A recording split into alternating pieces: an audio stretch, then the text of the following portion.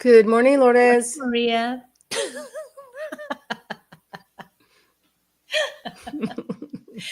think we're Sorry. having too much fun. We're having too Yeah, much fun. too much fun. How are you today? Terrific. How are you? I'm very good. I'm very excited about our topic today. This is a good one. And it sounds really simple, and I think because it sounds so simple that a lot of people maybe disregard it and they don't try it and they don't make the progress that they really could be making. Yeah, I mean, sometimes like when you're talking to somebody and you're talking to a friend and you tell them certain things and they're there to say, can you hear yourself? Are you hearing what you're saying? And we need to do that. We need to become that friend that goes, are you hearing what you're saying? You know? Yeah. But let's begin with this great topic today. One simple way to start healing today. No overwhelm, just one step. It's very simple, as Lourdes said, but today we're going to talk about a way to start healing without any overwhelm. If you're on a healing journey but don't know where to start, let me make this really simple. Start with self-talk. The way you speak to yourself every single day is shaping how you experience love, relationships, and your own self-worth. Yeah, I mean, think about it. If you grew up hearing things like, you're too much, you need to try harder, you'll never be enough, those words didn't just disappear. They became the voice inside your head. And now, without even realizing it, you're repeating those same messages to yourself. But here's the good news. You don't have to keep carrying those old scripts. You can rewrite it and start with small shifts right now, today. Yeah, so let's begin. The very small shift that you have to start making is catching the negative self-talk in action. So throughout the day, start paying attention to the way you speak to yourself. Do you say things like, I always mess things up? Love never works out for me. I'm just not good enough. Or I'm not lovable. Or I'm not smart enough. Right? Take a pause, take a moment and ask yourself, whose voice is this? Where did I first hear this? Because chances are it's not actually yours. It's something you picked up along the way. Right. And don't get stuck here. So if you can't really pinpoint or identify where this voice came from, where you picked it up, that's okay. Just continue with the work anyway. And let's bring in some common humanity here. Many of us have dealt with this, and many are dealing with this today. So do not feel alone. And here's the next step. Reframe the narrative without faking positivity. I'm not asking you to go from I'm unworthy to I'm amazing and perfect overnight. That's not how this works. Okay. I'm a superstar. Yeah. So don't be delusional, okay?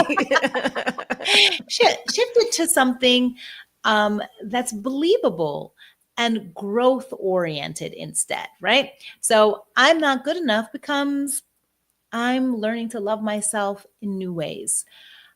I always get hurt in relationships can become I'm learning to choose love that is safe for me.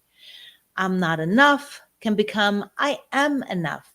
I don't deserve love becomes I deserve love because we all deserve love. You are not excluded from that. And I can't do this is my all-time favorite. Oh my gosh, this was my go-to. I can't. And anytime I was stepping out into challenge, I'd go into overwhelm and just have this inner dialogue of I can't do this. I can't overcome this. I can't accomplish this. Whew. But you can shift to I'm figuring it out one step at a time. right? So these reframes remove the negating of our worthiness. These small changes might seem insignificant, but trust me, your brain is listening. And the more you practice, the more your mind starts to believe a different story about who you are. Yeah, and just going back to figuring this out one step at a time.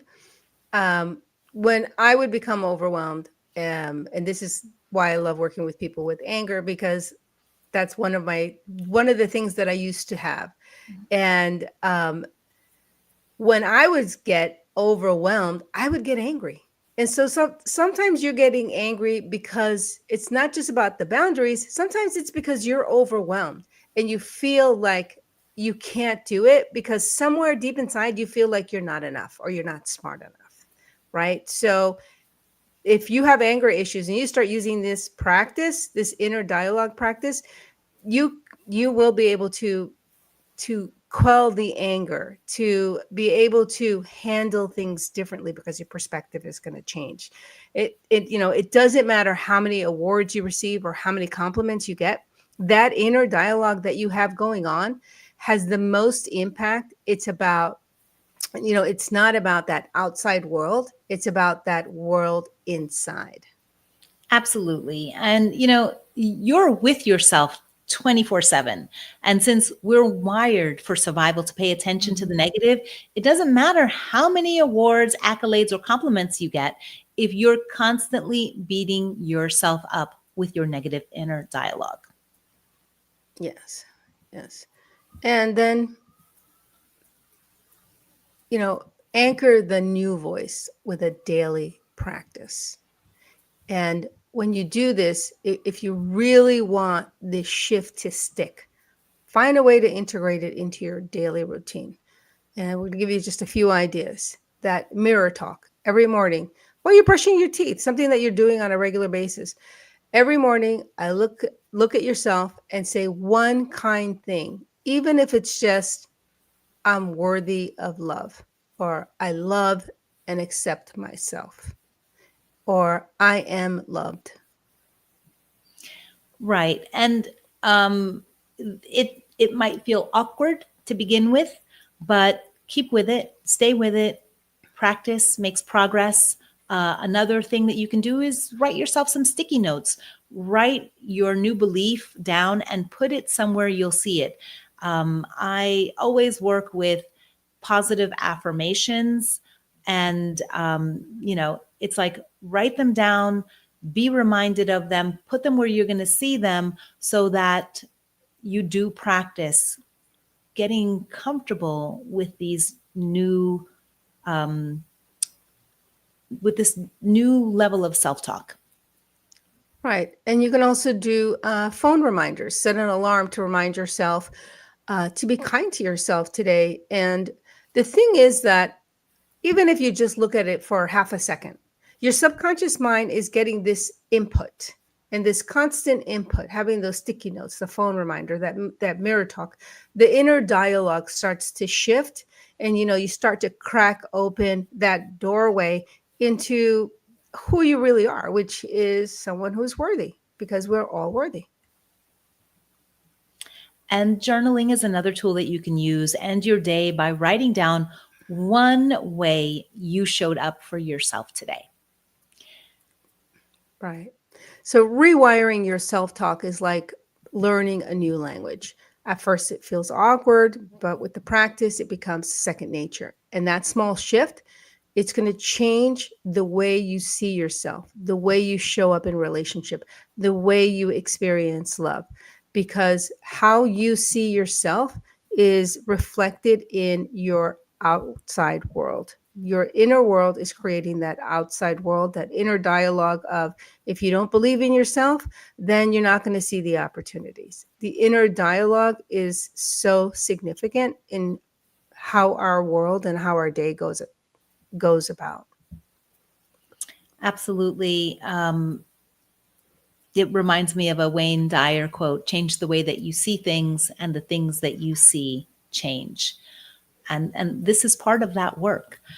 Ultimately, you deserve a kinder inner voice. You didn't choose the messages you grew up with, but you can start to choose what you believe from this point forward. So start small, start today, and watch how everything begins to change. And as always, if anyone listening needs support, please reach out. We're here to help. See you next time.